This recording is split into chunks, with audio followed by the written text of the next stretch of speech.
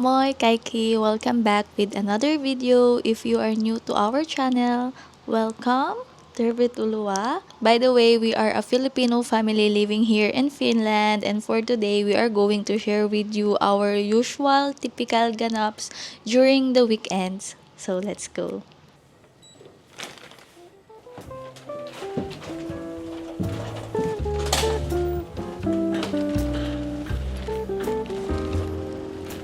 Magtatapon muna kami ng basura. Andun ang aming basurahan. It's a sunny day today. Actually, hapon na. 3 p.m. na. Magmamadali tayo niyan kasi hanggang ano oras lang yung mga shops ngayon. Papakita namin sa inyo yung trash system dito sa Finland.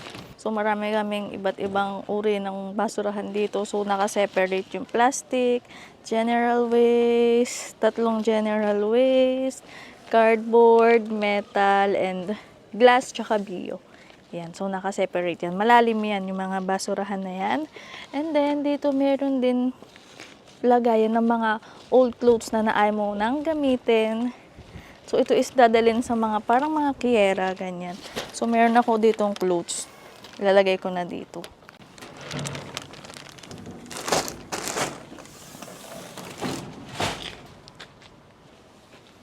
Let's go.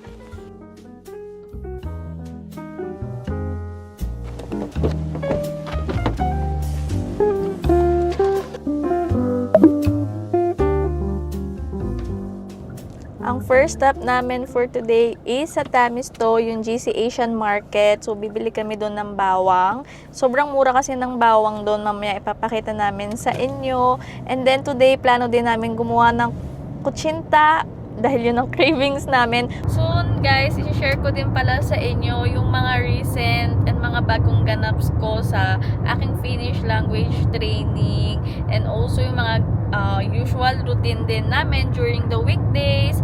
Paano ba yung anak namin kapag pumapasok sa work yung asawa ko, ako nag-aaral sa school. So, i-share ko yan maybe on the next following videos. And kung meron pa kayong mga things na interested kayong malaman about Finland, about our daily living dito sa Finland as a Filipino family, comment nyo sa comment section, and maybe soon magawan din namin yan ng video. We're back sa GC Asian Market. Dito muna tayo bibili. Meron pala silang tuyo dito. 11 euro. Favorite nating maling. Meron.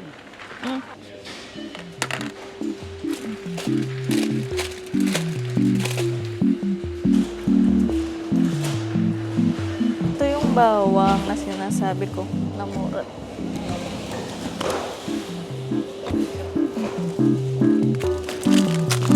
$2.50 lang to.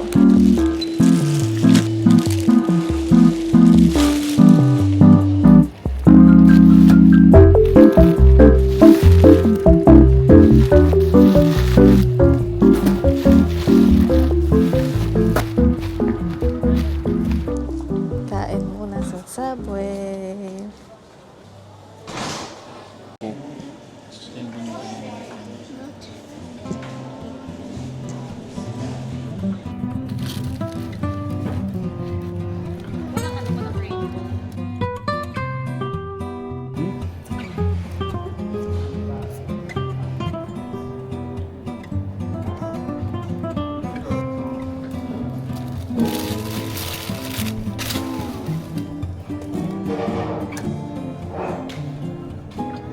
Merienda done. Punta naman kami dito sunod sa Lidl. Nakakatabi lang nitong Subway. Dito pa rin to sa Tamisto. Bibili lang kami ng mga ilang ingredients for our kutsinta. Mga, ano ba yung kailangan doon? Flour, cornstarch, mga ganyan. Kaya dito na lang sa Lidl. Dito pala guys, pag weekend, maaga nagsasara ang mga malls. Pag Saturday, parang mga 7 p.m. Lalo na pag Sunday, 6 p.m. Sarado na yung mga malls. Kaya dapat maaga pa lang mag-grocery na and shopping.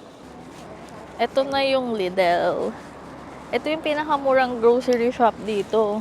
First time natin mag-grocery dito. Pero nakapasok na kami sa mga Lidl. Pero hindi kasi namin alam yung bibiling brand.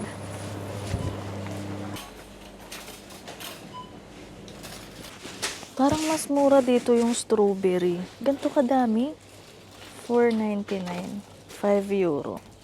Ay, kaso parang medyo ano na siya. Medyo pabulok na.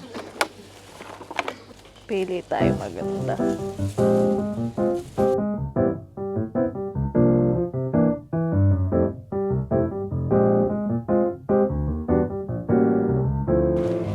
Gusto to ng daddy, oh.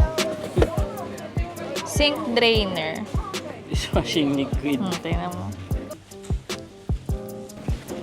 Ay, ang ganda, oh. Puro ano din. Ang ganda, oh. 35 page. Ano yun? 35 pages? Nagpapabili ang bata ng libro. Ang cute naman kasi. Ang daming pwedeng gawin. Ang kapal pa, oh. Activity book siya. Tapos may sticker sa harap. Paw Patrol. Pili niya si Paw Patrol. Nagpapabili naman ngayon ng crayons.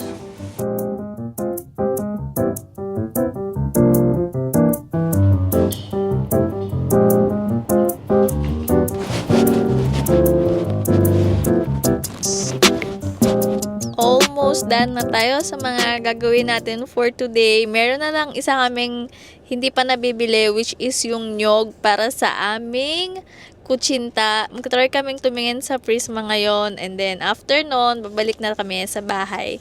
Ang oras na is, anong oras na? 5:10. Oh, 5:28, and ang taas pa ng araw. Sana merong kutsinta. Ay, kutsinta. Kutsinta, gagawa ka nga. Sana merong Sana merong nyog. Ano ba yan? Nabuo na agad yung kutsinta. Saan ano ba tayo titingin?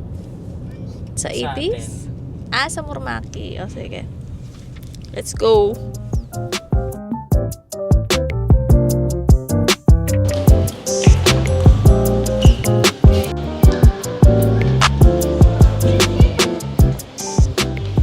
Nyog lang bibilin namin, pero ang laki ng basket namin. Ha? Nyog. Nagkaroon ng juice. In fairness, Marami masarap yan yan siya. Ito na yung bago naming binibiling meho. Ubos ang shampoo ngayon, oh. Conditioner na lang natira. Ito pa naman yung mabango. Dove. Head and Shoulders na lang. Mabango siya. Oo, malit lang muna, no? Tapos Dove na lang ulit tayo. Change of plan. Tresemme na lang. Mas mabango siya, eh. Mahal lang Tresemme sa atin, sa Pilipinas, di ba? Ito na lang, para pag walang nyog, ito na lang din. Pero, Legit, meron ngang nyog. 1.63 lang siya. Super liit lang.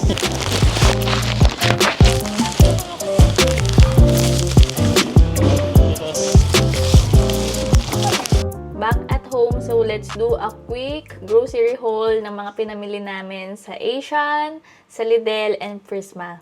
Unahin natin tong sa GC Asian Market. So, bumili kami nitong rucola. Pang salad siya. Ang daming pechay, pang kare-kare.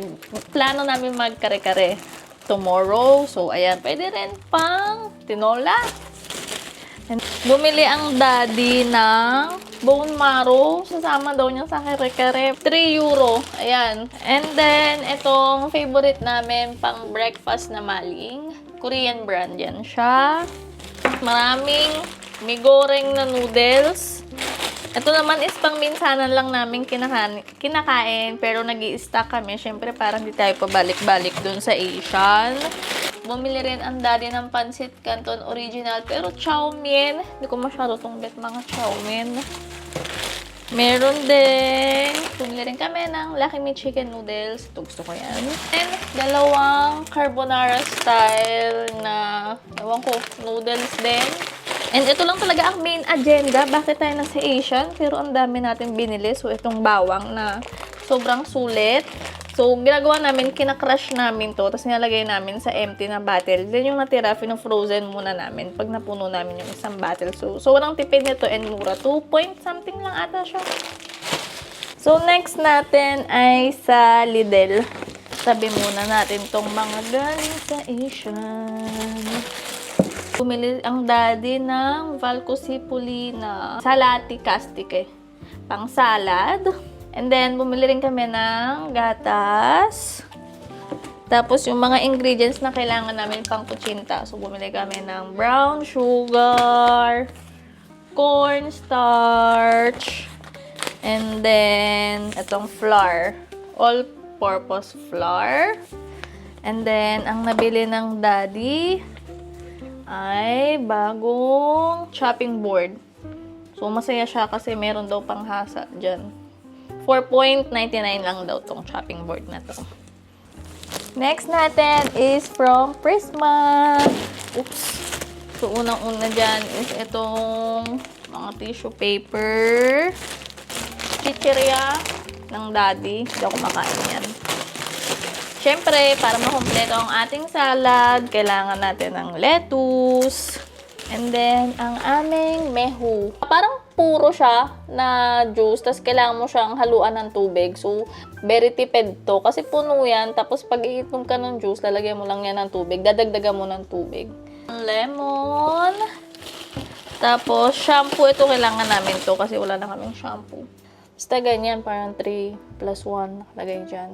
Ito lang ang ating main agenda ng Prisma, ang nyog. Ayan, pero ang dami rin nating nakuha. Pang toilet. Ayan. Bref ang pangalan niya. Yun lahat yung napamili namin sa 3 kaupa na pinuntahan namin. Papakita namin sa inyo guys kung paano namin ginagawa yung sa bawang. So, hindi muna namin siya nilahat. Yung natira is nilagay namin sa freezer. Tapos, lalagyan siya ng konting mantika. Gagamitan namin siya ng hand mixer. So, ayan na siya ngayon. Ang dami namin nagawa, diba? Dati kasi yung binibili namin sa Prisma is itong Valcosipuli na to na 175 grams. Nasa 3 point something din siya, no?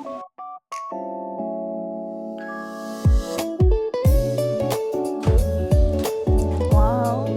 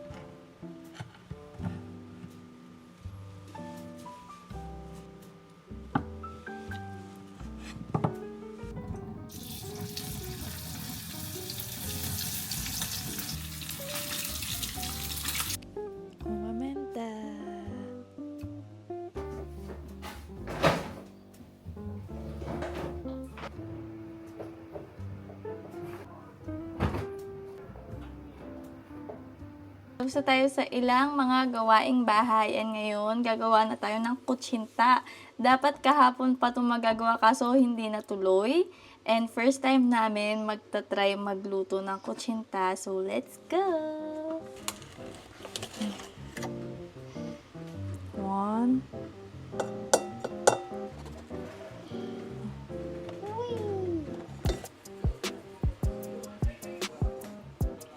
Careful!